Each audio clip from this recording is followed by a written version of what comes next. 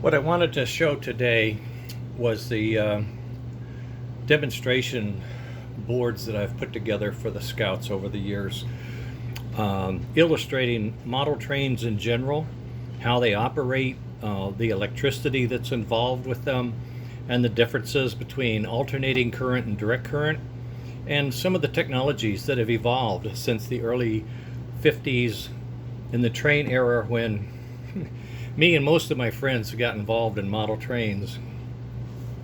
What I'm showing you here is the smaller of the most popular scales, the HO, and compared to the S gauge, which is the American Flyer scale, and comparing that to the Lionel O gauge. As you can see, it's a much bigger scale.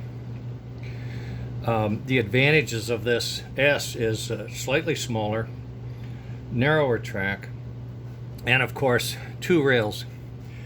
The old saying back in my day was real trains run on 2 rails, not 3.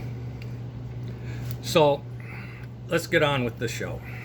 I'll slide these out of the way for now. And what I have, oddly enough, the first thing I'm going to show is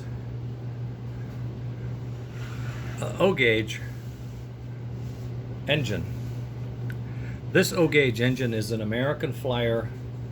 We've referred to it as a Bullet. I don't know what model of this was in the 40s, but it's a streamlined steam engine, and it is American Flyer, and it is the wide gauge.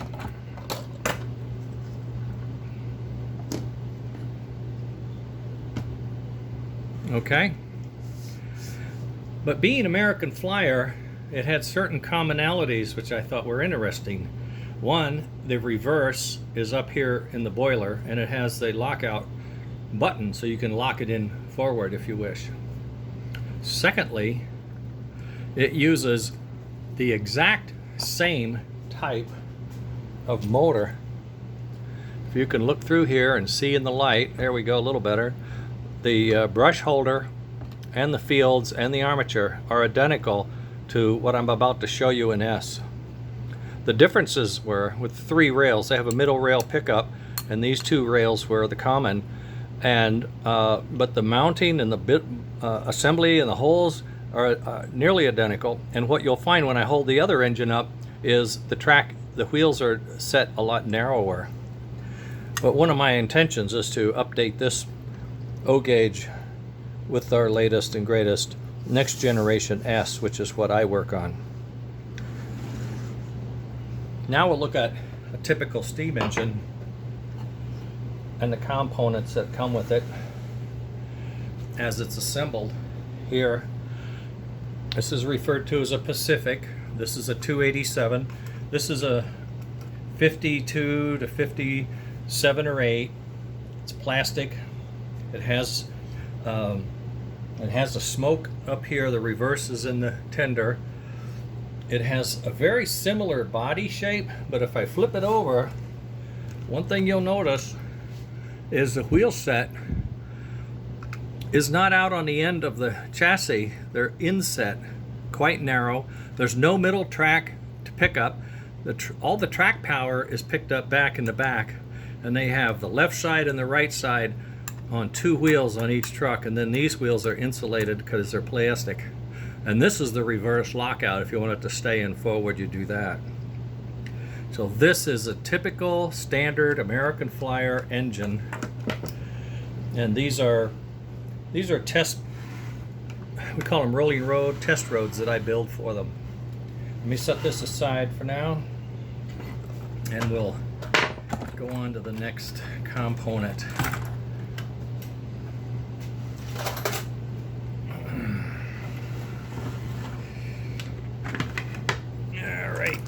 There we go. This is a board that I made for the Scouts to illustrate power, energy, and the use of, okay? I turn on my transformer, and I've got some power ready. And there we go. Now what's happening, I have the lamp off and the smoke off, and what I'm going to try to do is run this and show you the amp meter is at 1.25 amps right now. But if I turn on the light bulb, the amp meter jumped almost to 1.5, and if I turn on the smoke, it jumps over to 1.5. So it's 1.5 amps right now running. And in a few seconds, you'll see some smoke coming out. It's coming out now. I don't know if you can see it, but it is. If I turn that light off, it'll get a little more power and a little more smoke. But this is how the engine operates. There's a moving part. There's the armature. The armature, turn that off now. The armature spins. This is the reverse unit. AC comes in, AC goes through the poles and the fields, turns the armature around. It has a gear very similar to this gear on this shaft, turns the wheels and pushes the piston for smoke in and out. And the light and the smoke are wired into the fields as well. So that's how it operates. And by turning the track power on and off is how you change directions through this reverse unit. It's like a ratchet. You have a neutral, forward, neutral, reverse, neutral, forward again. So here we are in reverse. Ah, you rascal. And normally it would run in forward, but this has been beat up and tossed around a little bit. So I'm going to show you the next demonstration. The point I want you to realize is, while we have just at 1.25 amps with just the motor, and about 1.5 to 1.6 with the light and the motor, and that's pretty good amount of energy to be using on the train. Now what I'm going to show you next are the components within that engine, so you'll get a better idea of what's in there. This is the reverse unit we talked about, and it has the ratcheting device, which is over here, and it has a drum, and the drum is what it turns. A ratchet hits that pawl and rotates it, and as you can see, if I hold this up a little closer, maybe you can, there are little squares in the middle that are connected to the ring around the end of the drum, and that allows the energy to flow one ring or the other ring depending on every other rotation of this drum. Then we have what we call here, that's the reverse drum, see? Then we have what we call fingers, and these are copper strips that hang down and touch those brass pads, and the energy flows through the fingers. So if it's on this ring and that tab, they have the same polarity. And if they're on the opposite side, they have the same polarity. So you're changing the AC polarity by rotating this drum. That polarity runs through the wires up to the engine. One pair of wires goes to the field. Another pair of wires goes to the brushes. This is a brush. That's a spring, the little spring pressure. And this is in the brush holder. These are held in. These wires come over here. Energy shoots in here, goes down the spring, through the brush, and into this armature. As you can see, it's pie-shaped. It has some divisions in it into thirds, and each third then gets a polarity that's opposite to the direction you want it to go. So it's either going to push or pull in the direction you want, depending on the polarity as you select it by the reverse drum.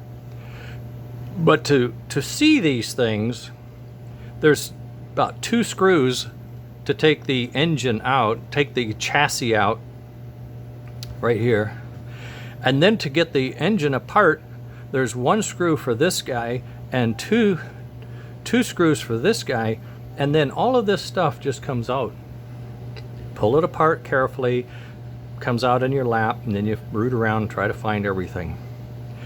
The armature is a key, brush holders are key, brushes are key. Fingers and brushes are the parts that wear out the most. When we talk about tuning up my Flyer steam engine, you'll likely hear the term replace the brushes and replace the fingers. That's common. The shims are used to space the armature This is a machined part, but it's not too precise. This is molded and this is cast. So we want to make sure it's in the center of the fields, and we do that with the shims. In addition, we don't want it to be too tight. There's a brass bushing here and a brass bushing here, and they want it to be centered and not in a bind and not too loose either. So you'll adjust the shims. You do that in a static state when you're assembling your engine, and that's like a little thing you do when you set this up.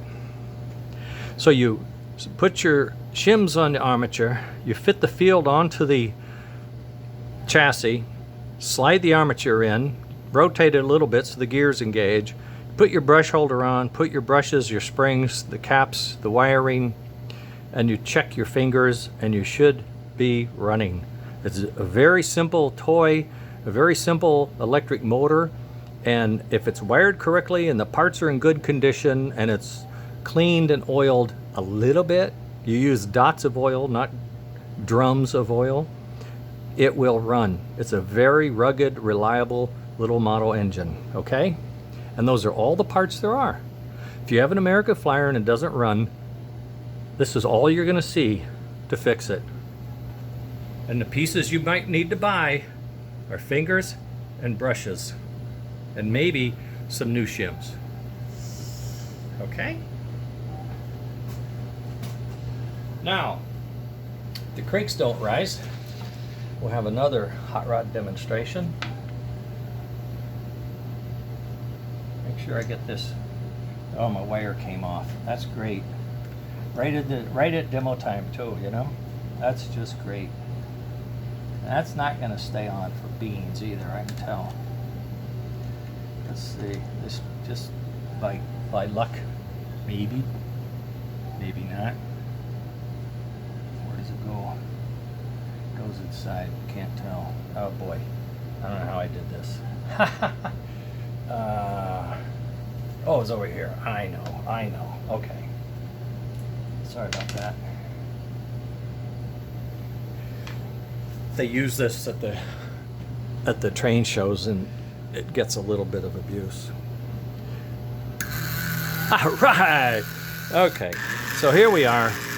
What I'm showing you now is a conventional American Flyer engine, but this engine came with a DC motor. It's the same type, style, shape, and look as the motor I just showed you, but there's no wires in the fields. The wires go to the brushes and the armature, but not the fields. The fields are operated and magnetized by a permanent magnet. Now the permanent magnet in here is from 1940, 45, something like that. So I've put some boosters on here just to make it run a little better, okay?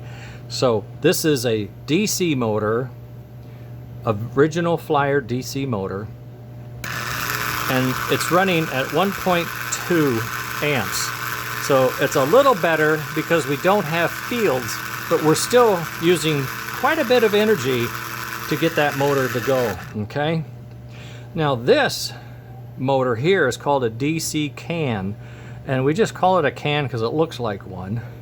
And SNS is a company that makes these adapter plates and sells these motors with a gear on them, so they work on the American Flyer engines. You can replace this motor or the motor with the fields with a can motor. It's a lot simpler, a lot smaller, and as you're going to hear, a lot quieter. There's a little gear noise because these are very old engines, but that gear noise is very low. It's very responsive, very reliable, and look at this. Less than 1/2 an amp. From about 1.2 to about a 0.4 is 1/3 of the amps. So it's 1/3 of the power requirement. It is quieter. It's bolted to a board, makes it noise. Okay. And it's smaller and a lot more convenient, and it's extremely reliable. That's kind of a step up as we move along, and there are ways of fixing the reverse unit as well to make sure that that stays operational for you, so you could use the reverse with the track power. Now I have two more demonstrations actually. This one is static. This is just the talker. Hold on.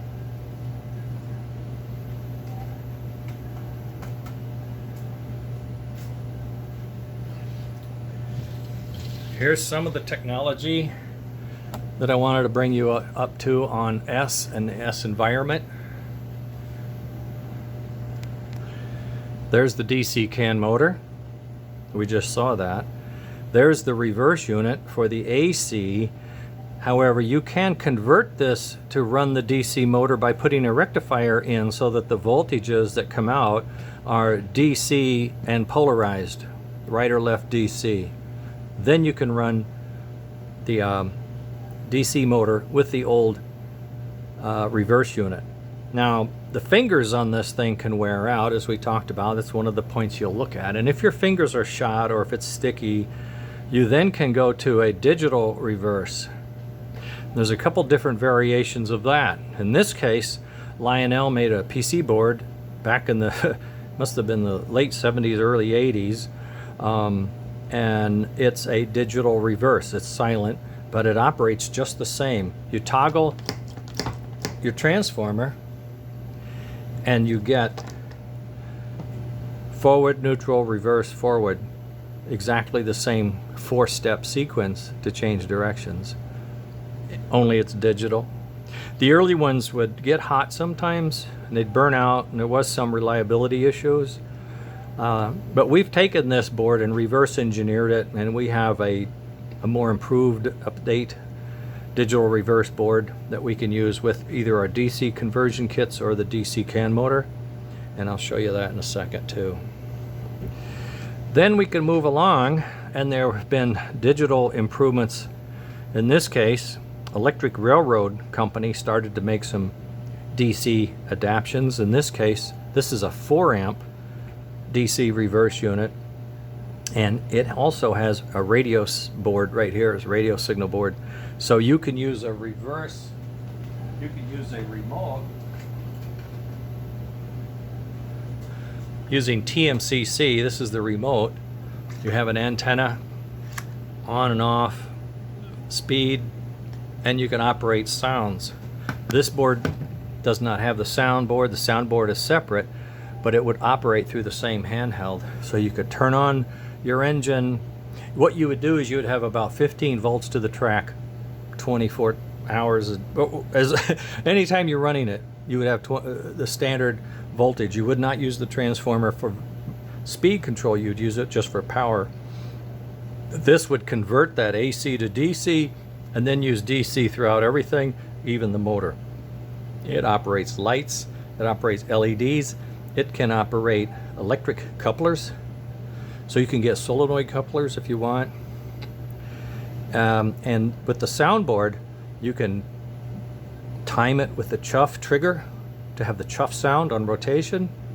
You can have a steam whistle, you can have a bell. In some of the more sophisticated versions of this board that you can get today, we even have random crew chat. Well, we're getting ready for the highball. Here comes the conductor again. You hear this talk from your engine. It's just amazing. Then they came out with a thinner model, Mini or something. And this is 1 amp. And it's also includes a small bit of sound. I think it has chuff, bell, and whistle. And it only handles 1 amp, which would handle the DC motor, but it would not handle the old DC AC motor. 1 amp, 1.25 is what the old engine took, the old motor. So this smaller version, but now even today, this board is in the $250. This board is almost $100. We used to get this board for $20, and they stopped making it. This is an early version of a diesel controller from Lionel. You can still get it, but it's not very popular. It's not very reliable.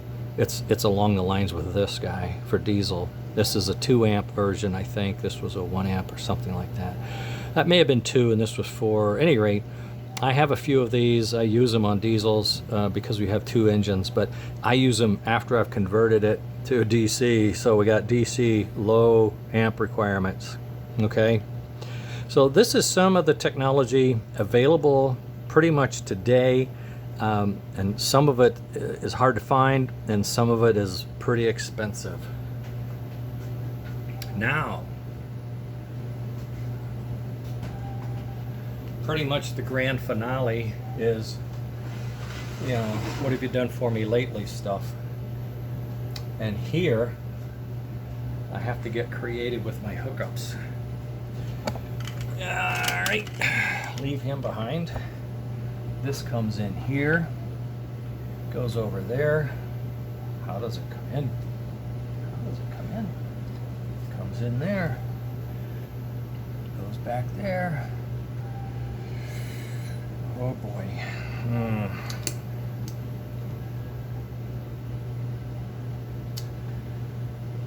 Oh, beans. Oh, that's smoke on off. So where's... Oh, I'm so dumb. Yes. Yes. There's a track. Of course. Yes. You go to the track. The same. I forgot. I built this thing some months ago. Track power. Yeah, baby. Here we go. So get this so it doesn't touch the other guy. This is going to have to be like that. Okay. Okay. Now what do we got? Holy moly!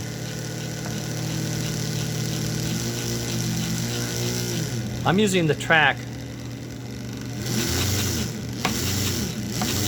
All right. This is the AC to DC board that we make. We make this board now. It's engineered for the current state. There's a little light to tell you when the power's on so you don't forget. Of course, with that motor running, you're not going to forget, right? So this is the converter. That's the rectifier. This is a reverse unit. And the power comes into the brushes to the armature. This field, as you can see, has newer magnets inside it. So it's a DC field magnet, but with newer magnets, so they're more strong and they can carry the power for us. As you can see, lots of power. Now the other thing we have is a smoke, and I have an on-off switch. Now the motor pulls down a little bit when it turns on the smoke, and that's because there's a heater. You can see the heat sink and some circuitry we put in here. But now we're getting smoke. You can see it coming out. And chuff, mechanical chuff. And we still have, we used to have reverse. It's locked out. All right, I can deal with it. This will do reverse, trust me. And the amp draw on this is still about an amp, even with the heater. Now we got smoke. Okay, before Mom calls in and says, "What are you doing down there?" we turn that off. And the motor picks up a little bit. But you're seeing some of the technologies, and I want to run through some of them first because we've hooked up to the track power. This truck here is a 3D printed pieces, and the wheels are brass, and the wheels are isolated. There's an insulator between each wheel, so each wheel is picking up power. So I got 2 wheels on this rail, 2 wheels on this rail, and they're bringing the energy in to the rectifier, AC. That's converted, coming over here in DC, and that's going out to the field. The energy coming from here goes to the buckboard, and the buckboard is a buck boost controller, and it's pulling 9 volts into the smoke system that we put together. This replaces the lid on your conventional smoke and gives you digital control and a much more reliable and consistent level of smoke. So this is sort of a stage. This is where the technology is today currently. And what happens is you can update or upgrade your existing flyer.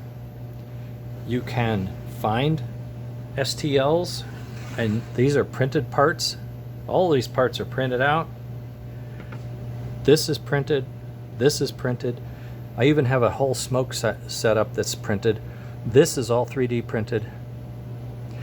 So you can, in a DIY, Internet of Things environment, come up with improvements, enhancements to carry your vintage 1950 American Flyer track and engine into the future. to when and whatever you want to do. It's a great hobby. It's a great scale and scope. I've done a lot of engines over the days. This is one of my favorites.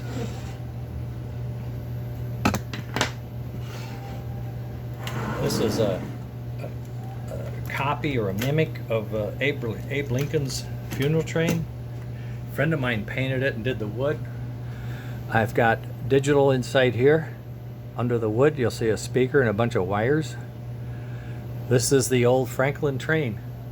You can change it, modify it, do stuff, make it digital. It has smoke, it has sound.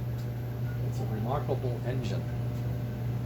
Here's another one that I put together with the same fellow actually helped me with this.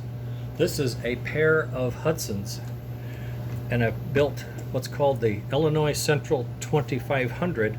Illinois Central used a mountain class to haul food up from New Orleans, and they had to get up there in a hurry. And when they did, they used this big guy. It's a 482 with a DC can, high-tech tachometer, digital smoke, and the same trucks. But it is a mover. It's heavy as a Northern. I have other engines. We're working on stuff. Some is too new to talk to. I could show you.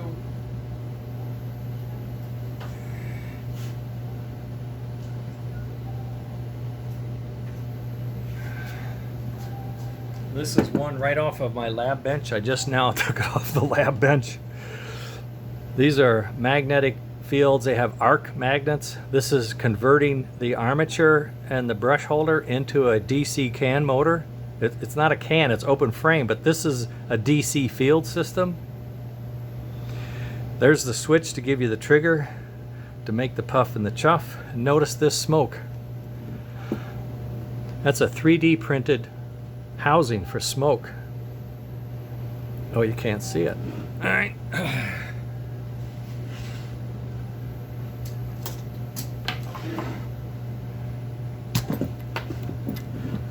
There you go. That's the comparison. That's the same engine. So here you see the aluminum housing. We now have a plastic housing. We have a very similar lid, also with electronics coming in. We use the gear, but we don't use it to puff. To push a piston in and out. We use it to trigger a little switch, and that switch then tells the digital stuff, make a chuff sound, and fire that little motor and make a puff. So puff and chuff comes from that gear back to electronics. Same armature, same brushes, same brush holder, digital magnetic fields, and digital control. And then this board and these boards, that's all in the tender. So this part would replace that chassis. That's an old school chassis, and with this we make an adapter. Depending on which engine you have, we have a different adapter for it. Now, the next thing we came up with, since we have this frame here and these wheels here, we can now put a tender chassis together, so that if you wanted an elongated Vanderbilt chassis tender, you could design it, print it in 3D, and fit it to our chassis. This is what we refer to as next generation S DIY, because we can design our trains. We can take these standard components, these platforms that we've kind of put together that are generic, open sourced, very inexpensive, $25, not the $250 for one board. And we're working on digital sound, we're working on wireless control, we're working on other elements to make this more exciting, but it's not going to be outrageously expensive, and it's going to be something that you can control and operate and own. Next generation S, American Flyer. I don't want to say reborn, it's just enhanced. It's what A.C. Gilbert would have done had he been around. I'm positive. We're finishing, completing, carrying on his effort. Okay, that's the show. I gotta go. 30 minutes is plenty of time for you to soak this up and listen to it a few more times if you want, but keep your eye out. Next Generation S is coming.